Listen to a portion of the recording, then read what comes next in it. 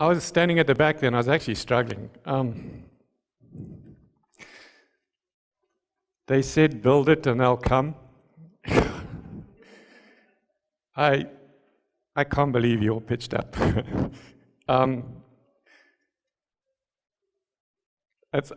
Thank you for coming. Thank you for being determined enough to come and do this.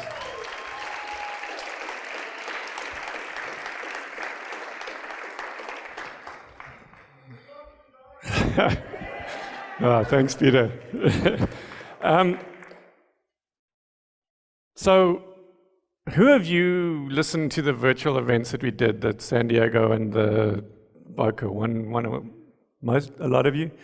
Okay, well, I'm sorry to do this again to you, but it's actually pretty cool to hear the story again. But when we were going through all this drama, and like every night I'm waiting for them to make an announcement that there's going to be another lockdown or something, kept trying to remind myself why we even bother to do this. And this is a story that epitomizes that. And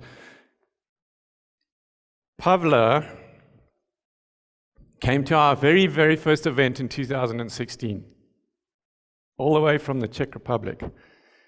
And about a year, just over a year later, in August in 2017, she posted something on our Facebook page, in our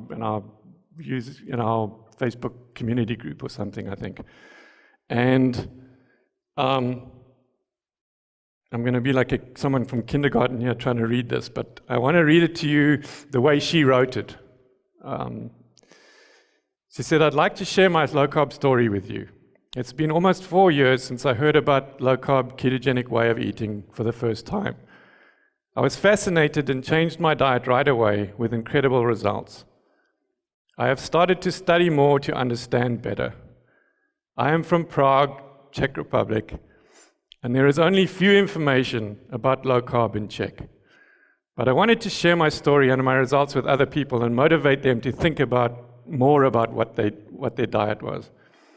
That is why I became nutrition specialist in 2016. In summer 2016, I have noticed that there was going to be a low-carb conference in San Diego. Even San Diego is 10,000 miles from Prague. I knew this was a must-see event for me.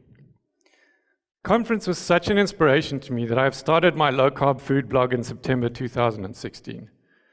In January 2017, I founded a Czech Facebook low-carb group with only a few members. Now remember, she's posting this on the 31st of August 2017, which is 8 months after she started that Facebook group. She said, I'm very proud to say that we are expecting to reach 10,000 members this Sunday. 1 member for 1 mile from Prague to San Diego last year.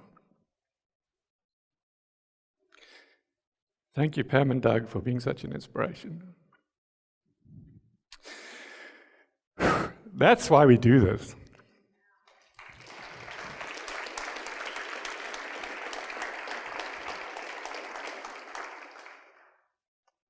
And I'm sorry, I'll get it together as we go along here, sorry.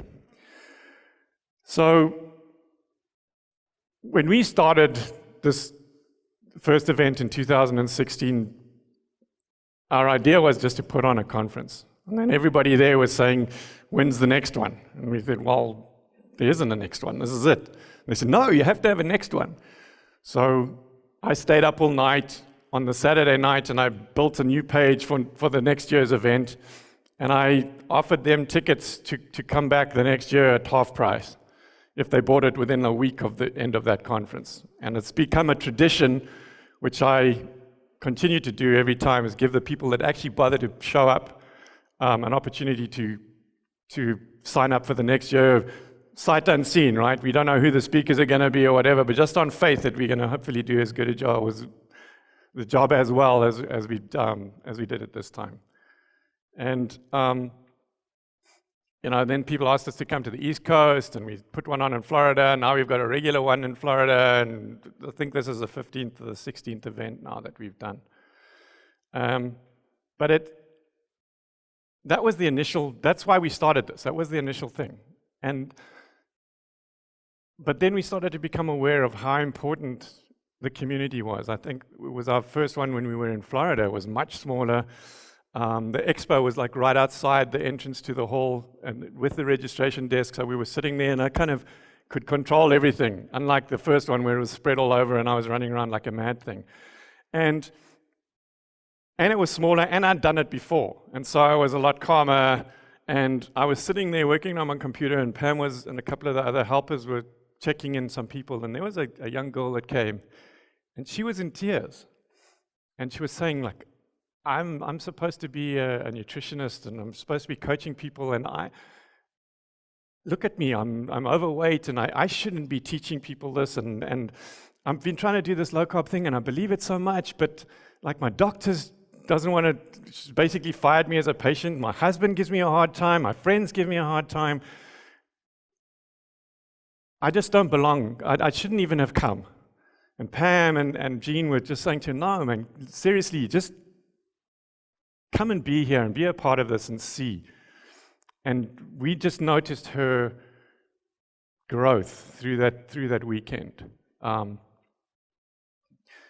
she was saying, we was wine tasting one of the evenings. I was like, this is so amazing. Like everybody understands what I'm talking about. Yeah. And they're not trying to tell me that I'm killing myself, right? And then I'm not going to die. And that's when it first became apparent to me that there's so much more to do here than put on conferences like this. And that was to cultivate a community, to provide a safe place for people to come and be able to talk about what they're doing, what they're trying, and what they're struggling with, and get real life help for it.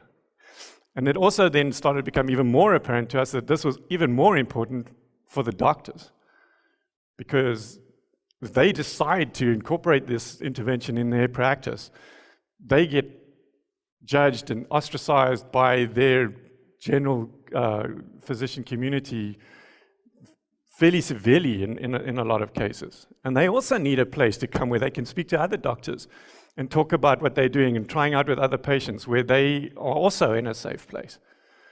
And so our idea about what we can do for the community and what we need to do has kind of grown and evolved a lot since then. And it sort of came with Gary Taubes, who's going to be speaking here tomorrow. We were talking to him about coming to the 2018 event, I think it was, and he suggested to me that we have a session we get feedback from physicians and practitioners that were actually trying to do this in their practice. Turns out he was writing a book about exactly that, and so and he says it's good for me, but it was cool for me too, because I got him to be here for another session as well as because that wasn't his session, he still did a talk. So I got him here, two for the price of one, right? And he always jokes about it. He sat here on the stage, and he literally just sat here.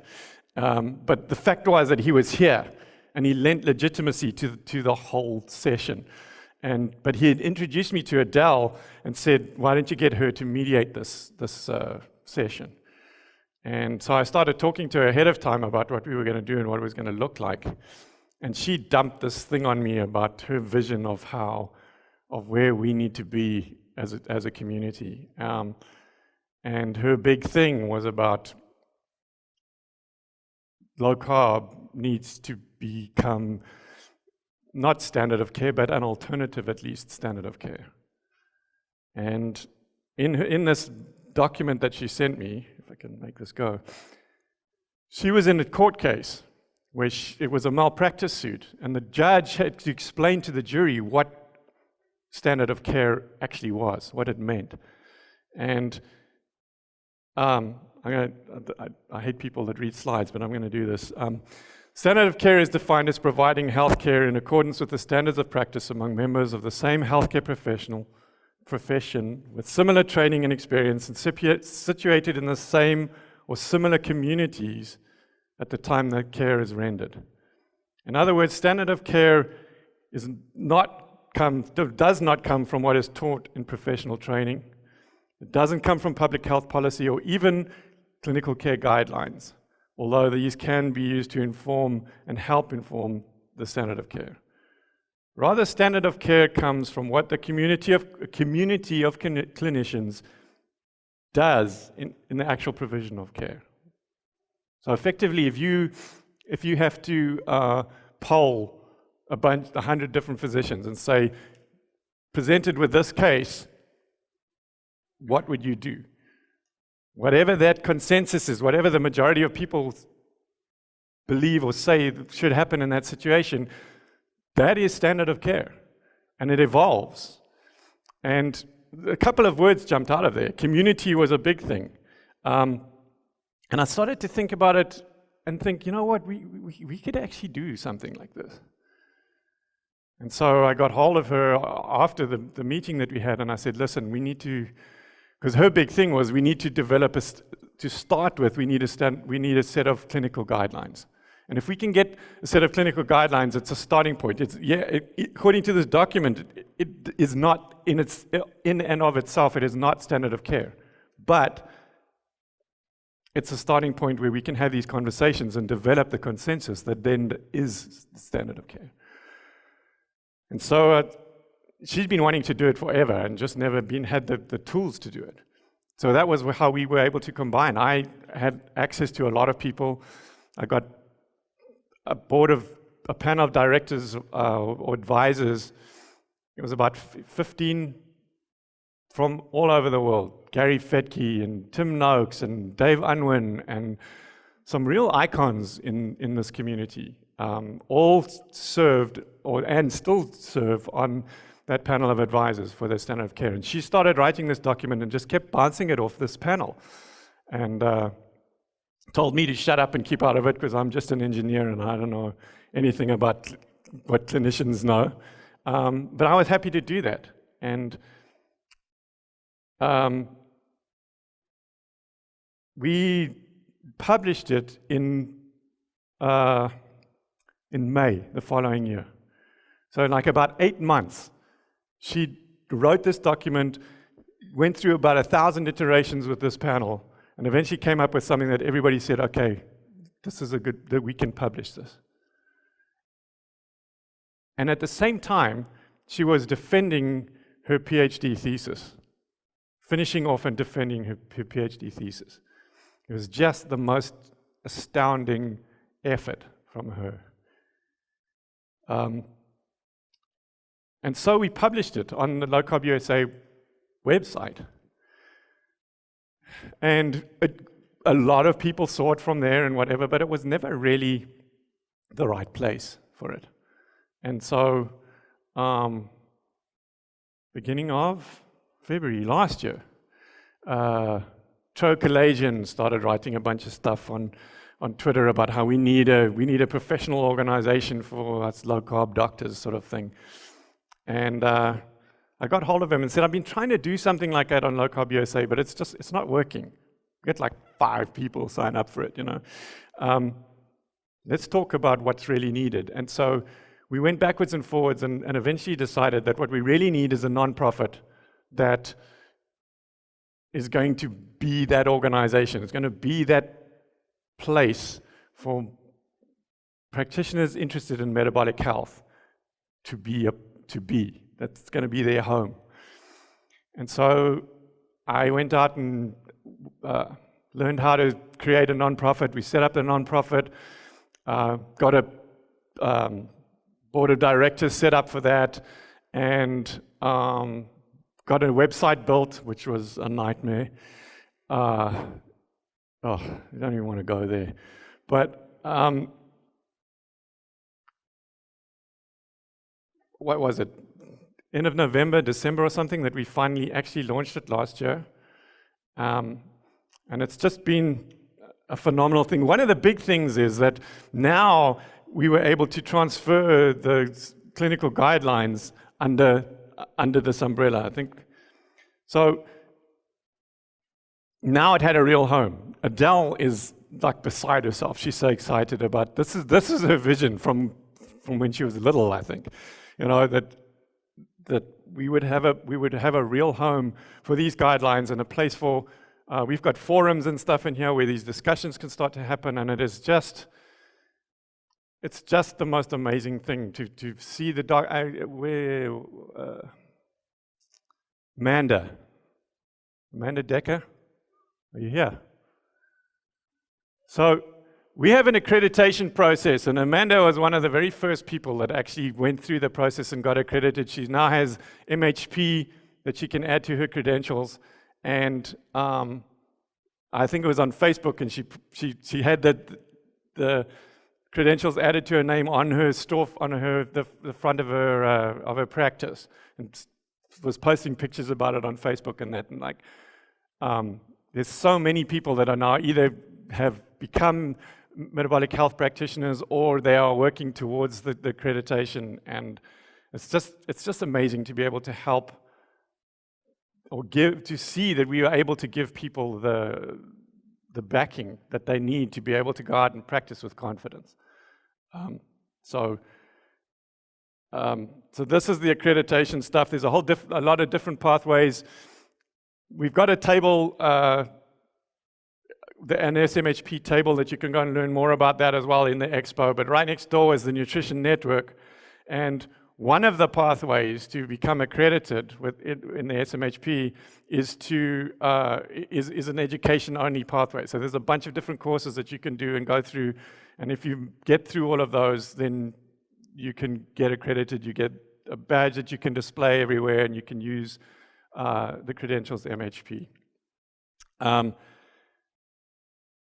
So the Nutrition Network has a table there as well, so you can learn more about all those different courses that they have.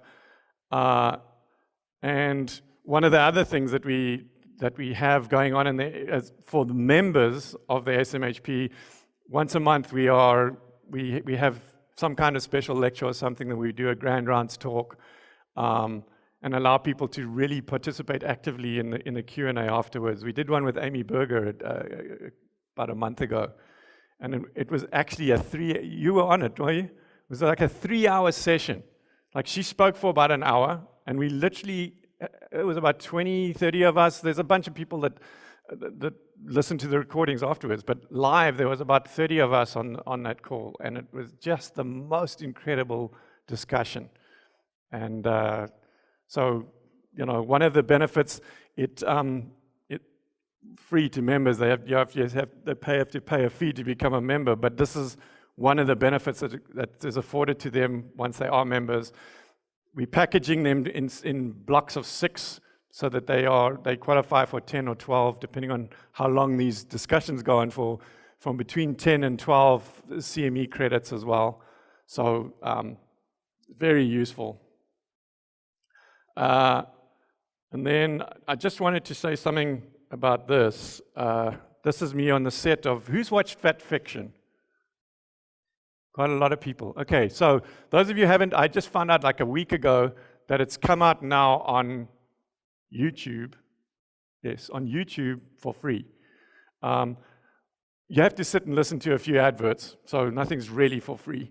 But as opposed to getting it off and Amazon Prime. I believe it's still on Amazon Prime, but Amazon Prime is actually shutting down all its documentaries. Somehow Fat Fiction is not classified as a documentary, and I believe it's still there, but at any moment it could disappear from Amazon Prime. But you can get it on YouTube. So for those of you who watched it, you'll know, but there's one of the stories that they tell in that movie is about an Army Apache helicopter pilot, and he developed vertigo, which is not a cool thing if you're an attack helicopter pilot, and he was grounded. He couldn't fly anymore, and he was looking at alternative careers. Basically, he was an Army brat, but he was a pilot. And he was doing as much research as he could, and he learned about whole foods and the possibility of how that might help him. And he actually developed, his way into this was by developing soups made with real whole foods. And he basically reversed his condition, and he got flying again. And then he started to get deployed. Now you go 6 months to Afghanistan or something like that, and what are you going to eat now, right? All the crappy food. So he started canning it and shipping it to his places of deployment, which as a pilot he could still do that, right? He wasn't a grunt on the ground that was going to ship himself his own soup. But they used to call him Captain Soup. And, well, they still do call him Captain Soup, I think, even though he's actually been promoted now, he's not a captain anymore. But he then developed a company that makes this soup and ships it to people. It's frozen, and you get your care package. And he's here. He has a booth here where you can go and try all the soups and whatever. But the biggest thing is he never knew whether he was going to get deployed or go on maneuvers or something until the last minute. Like literally yesterday he showed up and was like, Brian, geez, you know. I was so excited to see him. It's the first time I've got to meet him in person. Just the most incredible person. And if you do nothing else here, stop off at that thing and just go and talk to him for a bit. He's just an amazing guy. And like he's saying, like he feels like driven now we just have, like we're doing this. Like you have to help people. Once you see it, you can't unsee it. Once you become aware of this, you just a lot of us, most of us, I think, feel obliged to tell. In fact, all of us will probably have family and friends and that are just so sick of hearing us talk about it, right? First rule of keto is don't talk about keto. Because none of us can believe what a monumental transformation we've gone through, right? And so you feel like obliged to tell other people about it. All right, so I stole this from Jacob Wilson, and I've used it to finish off. A lot of people ask us, why, what are you thinking? Why are you doing this? And